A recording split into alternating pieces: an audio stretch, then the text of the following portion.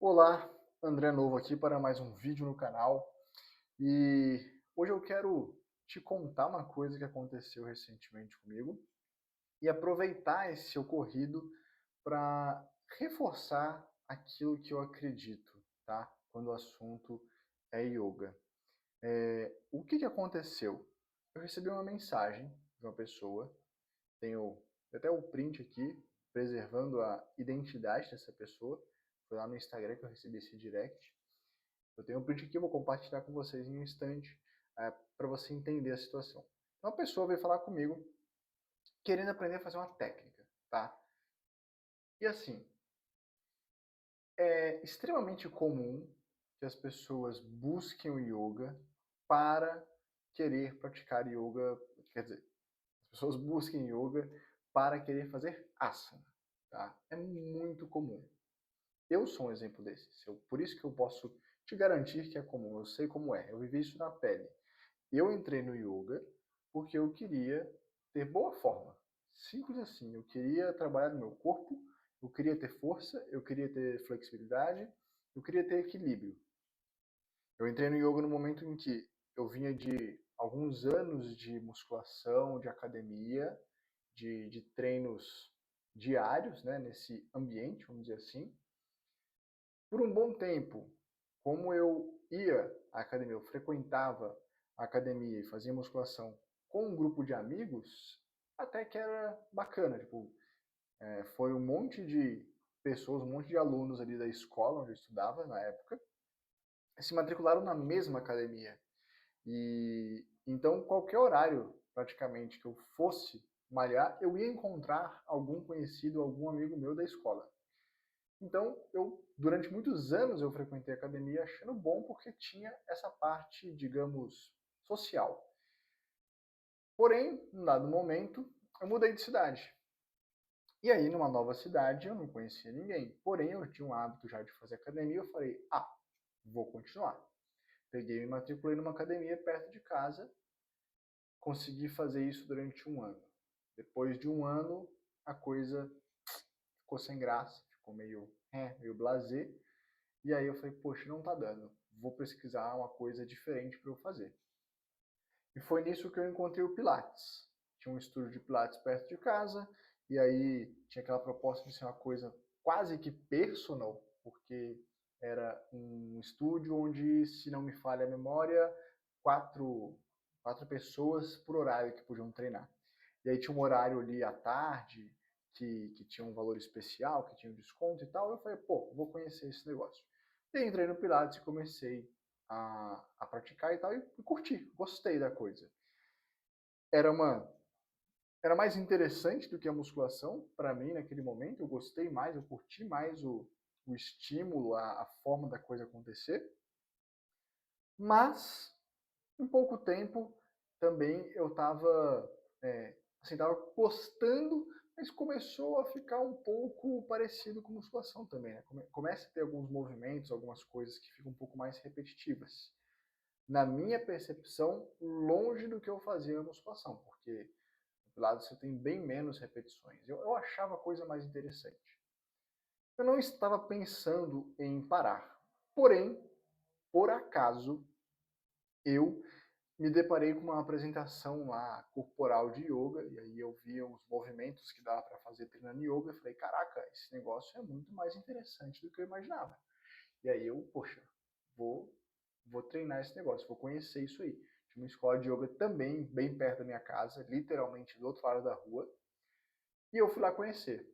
Além disso, eu já tinha conversado com a minha professora de Pilates na época, e ela tinha comentado que o próprio Joseph Pilates, que seria ali não sei se eu posso dizer que foi o criador do método Pilates, não sei se é exatamente isso, mas enfim, Joseph Pilates era um cara que praticava yoga. Então eu falei, pô, se eu gosto de Pilates, se o cara que inventou o Pilates praticava yoga, deve ter alguma coisa lá que vai me agradar. E assim eu fui parar numa escola de yoga.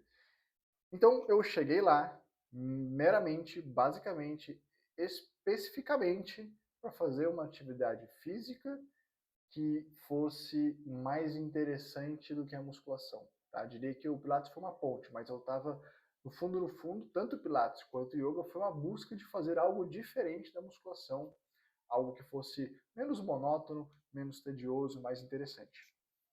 E assim eu acabei numa escola de Yoga, tá? E os anos se passaram e muito tempo depois, hoje eu comecei no Yoga em 2010, então, cara, tem quase 15 anos que eu pratico Yoga. Mas durante coisa ali, ó, de uns 6 anos de prática, eu estava simplesmente fazendo asana. E fazer asana é muito diferente de praticar yoga. Já falei isso aqui em outros vídeos, estou correndo o risco de ser meio repetitivo, mas eu acho importante essa repetição para contextualizar o que eu vou mostrar para vocês, a mensagem que eu recebi e o que eu penso sobre isso. Então eu fiquei 6 anos fazendo asana, que é muito diferente de praticar yoga. Por que eu te digo isso? Quando eu passei a estudar o yoga com mais profundidade, quando eu passei a focar mais na filosofia do yoga, eu fui percebendo, eu fui descobrindo que, primeiro, que o yoga tem várias outras técnicas, né? Eu já sabia disso, eu já praticava outras técnicas, mas eu dava muito mais relevância ao asana. Quando você fazia ali, na escola onde eu ia, eu praticava Swastika Yoga, dentro de 1 hora de prática, você tinha 20, 30 minutos de asana. E os outros 30, 40 minutos de prática era dividido em vários outros tipos de técnicas. Mudra, Pudya, técnica de contração abdominal, meditação, respiração, enfim. Sobrava muito menos tempo para fazer todos os outros tipos de técnicas. Logo, soava que o asana era a coisa mais importante da prática do yoga. Dava essa impressão, dava essa sensação. Quando eu comecei a estudar, a aprofundar, eu fui vendo que o yoga, ele é uma ferramenta que te proporciona uma transformação comportamental. Ele literalmente faz com que você mude a sua personalidade. É possível você fazer isso através da prática do yoga, através do autoconhecimento que ele proporciona, através da energia, da disposição que essa prática te traz, você consegue mudar o seu comportamento, você consegue virar outra pessoa, uma coisa extraordinária. Mas eu só fui descobrir isso depois que eu comecei a estudar mais, que eu comecei a aprofundar, que eu comecei a mergulhar em livros e cursos, tá? Então levou um tempo para isso. Quando eu entendi tudo isso, eu falei, caraca, como eu perdi tempo, como tinha muito mais para eu mergulhar aqui. Então, eu tive essa experiência e eu vi que aquela prática, que a maior parte dela era dedicada ao asana, não é porque o asana é a coisa mais importante do yoga, mas é porque aquela prática que eu estava fazendo, ela era uma prática, digamos, intermediária. Ela é uma prática que estava no meio do caminho.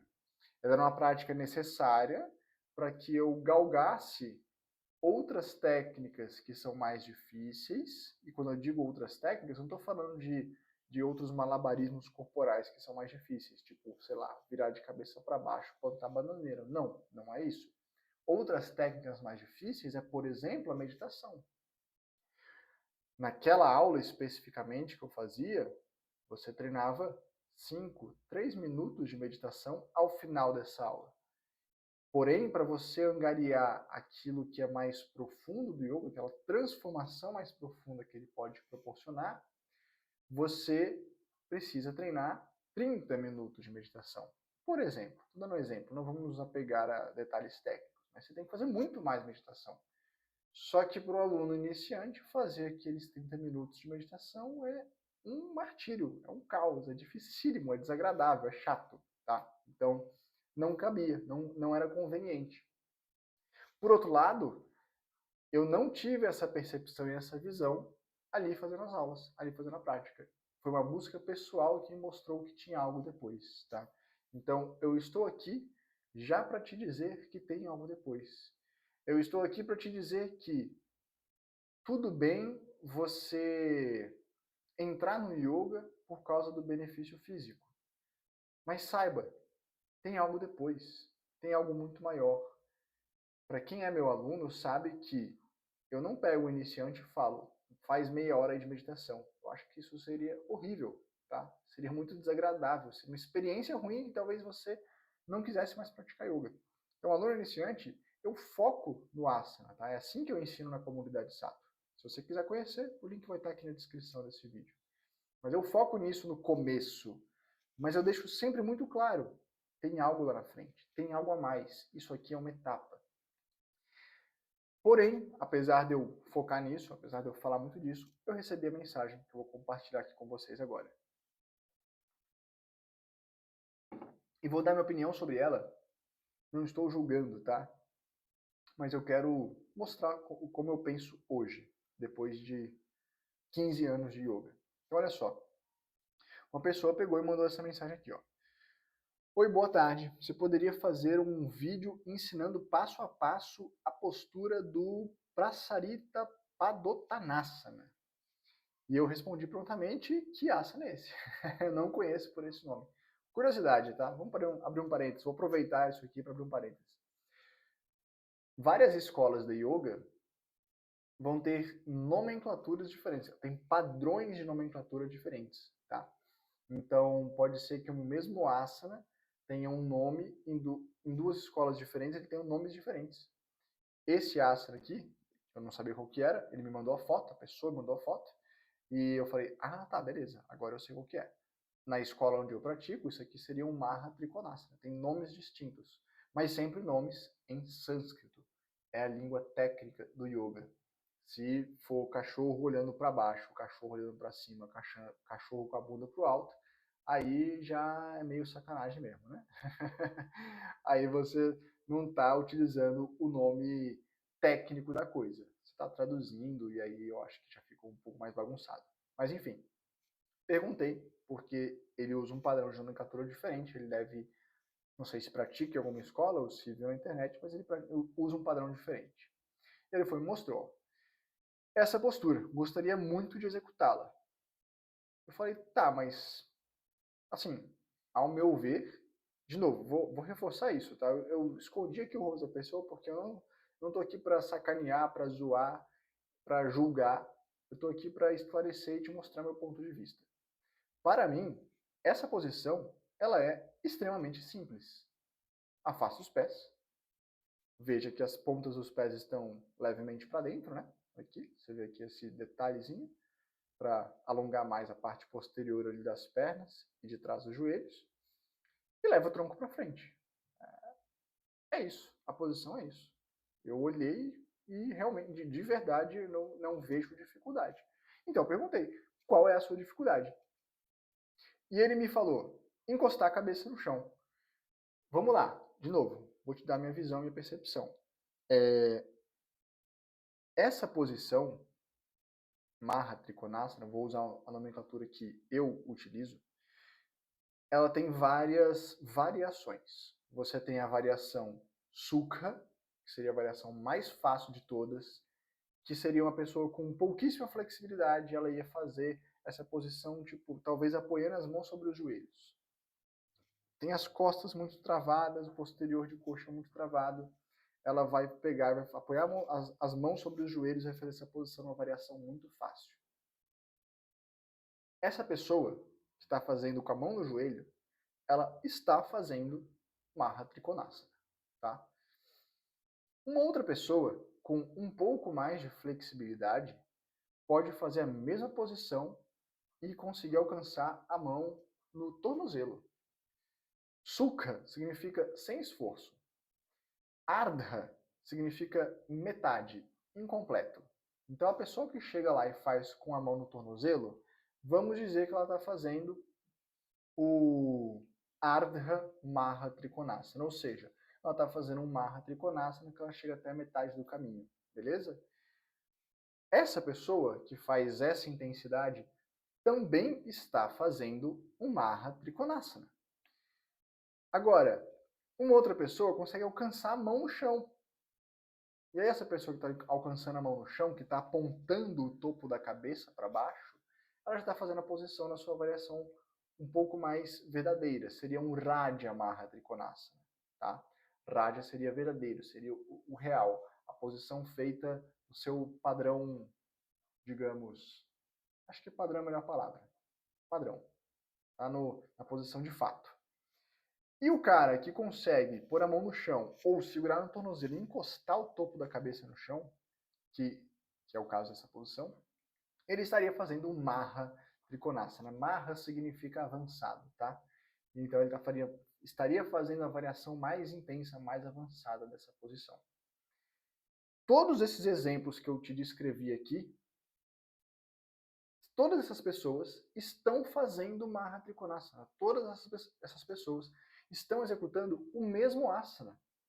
A única diferença é que um está fazendo uma variação mais simples e o outro está fazendo uma variação mais adiantada. É só isso. Todos estão fazendo o mesmo asana. Em maior ou menor intensidade, todos estão gerando o mesmo estímulo. Qual que é o estímulo desse asana? Alongamento, ok, é o óbvio, mas existe um efeito também de condução energética. Quando você posiciona a cabeça abaixo da linha dos seus quadris, você está conduzindo a energia a chegar nos chakras superiores, como o Agnya, ou o Sahasrara, ou o Vishuddha, dependendo da posição que você coloca a cabeça. Então você está conduzindo energia para os centros de força superiores. Isso tem um efeito. Isso pode ser utilizado com a intenção de mexer em alguma coisa na sua personalidade, por exemplo.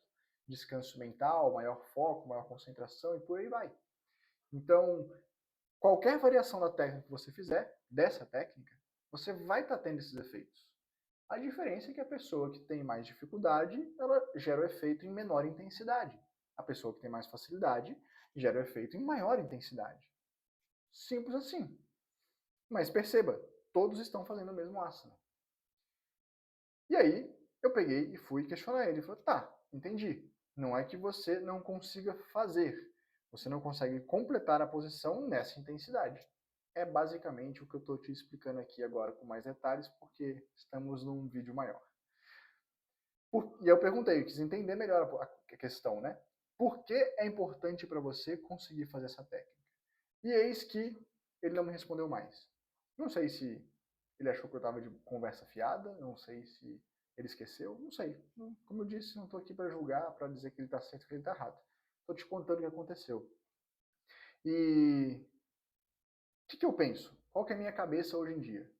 Se você quer fazer asana por fazer asana, se você quer conquistar o asana mais difícil só porque você quer fazer o asana mais difícil, na minha visão, isso é meramente uma vaidade. Te falo isso com toda a sinceridade e intenção de te ajudar a enxergar as coisas. Eu tive essa vaidade, tá bom? Meu celular, que está agora filmando aqui, então não dá para eu te mostrar, mas no meu celular eu poderia te mostrar inúmeras fotos de trocentos asanas que eu conquistei, todos eles de força, todos eles me equilibrando numa mão só e não sei o que, coisas incríveis que você olha e fala, caraca, que bonito. E quando eu treinei, quando eu aprendi, quando eu fiz, era meramente por vaidade. Queria fazer porque sim. Não tinha um objetivo, uma busca mais profunda por trás. Isso me proporcionou o quê? Vaidade. Isso fez com que eu conseguisse fazer a posição. E aí? É vazio. Dentro de tudo que yoga pode te proporcionar, te falo do fundo do meu coração. É vazio. É muito pouco. É muito frágil. Então, muitos anos depois, eu tomei a decisão de construir o que eu hoje chamo de comunidade Sattva. Que a minha ideia é o quê? É te ensinar o yoga como filosofia. É fazer você enxergar que o asana em si, ele é só uma ferramenta para ter um efeito. Hoje eu sei que aquelas técnicas mais difíceis, aquelas mais de força, aquelas de equilibrar numa mão só e etc., aquilo ali também tem um efeito. Qual que é o efeito? Autossuperação. Trabalha a sua força de vontade, trabalha a sua determinação. Tive tudo isso também no ano passado. Nem sabia, nem associava uma coisa a outra. A minha busca foi por mera vaidade. Eu tive o efeito, mas eu não tive controle sobre ele. Essa altíssima determinação, essa altíssima força de vontade, essa altíssima capacidade de autossuperação sem ter consciência do processo, me trouxe muito mais frustração do que realização. Me trouxe muito mais ansiedade do que prosperidade, porque eu não tinha percepção do processo que estava acontecendo. Eu só queria fazer asana porque eu achava legal, porque eu achava bonito. Era mera vaidade.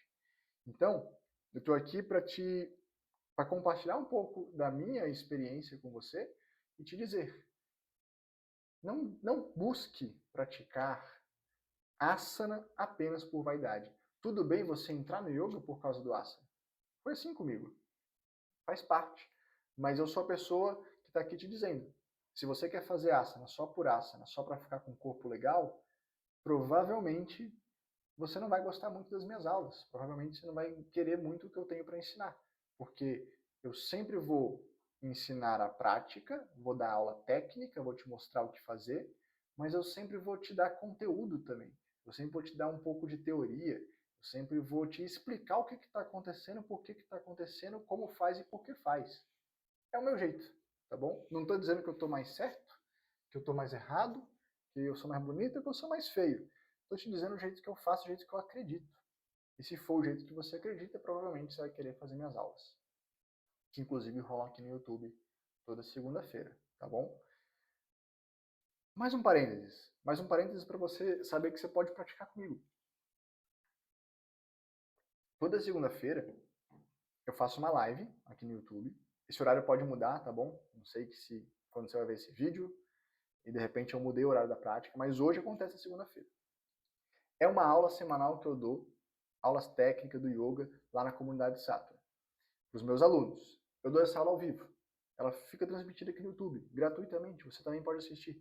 E aí, depois que essa aula vai ao ar, e deixar durante uma semana, eu tiro ela fica disponível somente para os meus alunos, e eu dou uma nova aula, e assim sucessivamente. Então, provavelmente, qualquer momento que você entrar no meu canal, qualquer momento que você estiver vendo esse vídeo, deve ter uma aula prática ali de yoga para você assistir e fazer, tá? Se você quiser fazer essa aula técnica comigo. Foi um parênteses apenas. Vamos voltar. Então, eu acho que você não deveria buscar apenas essa vaidade. Agora, tem um outro lado disso também. Eu quero mostrar para vocês uma coisa que acontece quando você entende o porquê do asana, tá bom? Quando você entende o porquê de fazer as coisas. Olha só, vou compartilhar com você uma foto direto do túnel do tempo. 2016. Caraca, olha só. Isso aqui é um chakrasana, tá bom? Esse é um asana muito difícil. Mas muito difícil mesmo. Popularmente, as pessoas conhecem isso aqui por ponte. E o que acontece? Para fazer essa posição, você tem que ter extrema flexibilidade de toda a sua coluna, mas principalmente dessa região aqui, ó. Os ombros, tá? Os ombros e o alto das costas. Essas duas regiões elas têm que ser muito flexíveis. E para você conseguir fazer isso, é um nível de mobilidade essa parte das costas muito grande. E isso aí tem relação com o quê? Obviamente tem relação com a sua postura, né? Se você tem os ombrinhos mais jogados para frente, você vai ter mais dificuldade. Eu era assim, muito, tá bom? Não era pouca coisa, eu era bastante ombros para frente. Quem tem os ombros para frente, vamos lá, eu vou te contando o que isso significa, pelo menos te dando uma ideia. Esse ombro para frente, ele é um traço de timidez. Ele é um traço de uma pessoa que tem dificuldade de falar em público. Ele é um traço de uma pessoa que se fecha, se encolhe, se esconde, tá? Esse André não ia gravar vídeo para você aqui no YouTube, mas nem, tá? De jeito nenhum. Ele ia morrer de vergonha, ele ia morrer de timidez. Então eu fui trabalhando isso ao longo do tempo. E o próprio Chakrasana, pronto, usei um asana para desenvolver isso, para melhorar essa postura, para melhorar essa autoestima, para melhorar essa habilidade, essa capacidade de exposição, de comunicação, de poder vir aqui e falar com você com confiança sobre algo que, poxa, eu domino, eu estudo isso, eu pratico isso há muitos anos. Mas mesmo conhecendo, não necessariamente eu ficaria à vontade para vir aqui me expor. Tem pessoas que sabem as coisas e não vêm aqui falar. Por quê? Vergonha, timidez, insegurança. Então, você consegue melhorar tudo isso fazendo um chakrasana. Mas você não vai fazer um chakrasana hoje e amanhã você é uma pessoa confiante.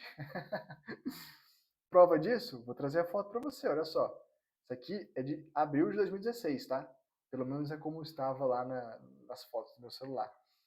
Olha só, em agosto de 2019. Está falando de tipo... Caraca, é muita coisa, né? 3 anos e meio aí de distância entre essas fotos, tá? Então, repara o posicionamento do meu ombro aqui em relação à minha cabeça e repara o posicionamento aqui. Olha só como minha cabeça está muito mais para frente. Nessa foto aqui em cima, você não consegue ver meu rosto, né? Você vê minha orelha que está para trás aqui e um pedacinho da minha barba. Meu rosto está escondido. Olha nessa foto como o meu rosto já está mais exposto, porque o meu ombro vem muito mais para trás. 3 anos e meio de prática, tá? Isso foi acontecendo. Essa perna para cima, não se engane, você vai falar, caramba, ele é forte, ele faz só com uma perna. Não, uma perna para cima ajuda a forçar mais as costas, tá? A verdade é que fazer com os 2 pés no solo, para mim, que tenho pouca flexibilidade torácica, ou não tenho tanta flexibilidade torácica, hoje está muito melhor, mas para mim, fazer com os 2 pés no chão é mais difícil do que fazer com um pé só. Isso é filigrana, isso aí você vai descobrir com experiência e tempo de prática, tá? Mas eu quero que você repare aqui, olha só como mudou. E juntamente com essa flexibilidade torácica, tá? Juntamente com essa mobilidade de ombros, o que mudou também? Mudou a minha personalidade, mudou a minha confiança, mudou a minha capacidade de exposição, de falar, de explicar, de contar para você o que eu penso, o que eu acho, tá bom? Então, a mensagem que eu queria te deixar nesse vídeo é essa. Cuidado de querer fazer uma técnica só porque sim. Isso talvez seja mera vaidade. E, sinceramente, pode ser que você conquiste e fique feliz, mas isso não vai agregar muito para você. Imagina eu querendo fazer chakrasana porque o chakrasana é bonito. 3 anos e meio dedicando para ter essa melhora, tá? Talvez você ache que foi muito significativo, mas para pessoas que têm facilidade foi pouco. Sem julgar. É a minha jornada, tá bom? Para mim foi difícil. Imagina eu vou ficar 3 anos e meio treinando um negócio porque é bonito, tá? Por mera vaidade. Sinceramente, não compensa. Não vale a pena. Se eu não conhecesse o efeito disso e o impacto disso na minha vida real, não compensa, eu não estaria fazendo. Então, cuidado. Cuidado de querer as coisas por querer. Pelo menos estou falando no campo do yoga. Com certeza vale para algo na sua vida também, vale a reflexão. Mas cuidado por você não buscar as coisas só por realidade. Entenda o que você está fazendo. Entenda o que tem por trás daquilo ali. Quando se fala em yoga, então, tem muita coisa. O yoga é uma ferramenta de desenvolvimento pessoal. Ele tem a capacidade de moldar, de transformar a sua personalidade. Então, use essa ferramenta com sabedoria, tá bom? Não use meramente pela sua vaidade. É o que eu queria te contar, é o recado que eu queria deixar para você. Deixe seu comentário aqui se você acha a reflexão válida ou não. Isso me ajuda a entender o tipo de vídeo que vocês querem ver aqui. E vou ficar aqui por muito tempo, vou gravar muitos vídeos para vocês. Então, quanto mais você me der o seu feedback, mais eu posso melhorar e trazer algo que seja de fato relevante para você. Beleza? A gente se vê no próximo vídeo e até lá.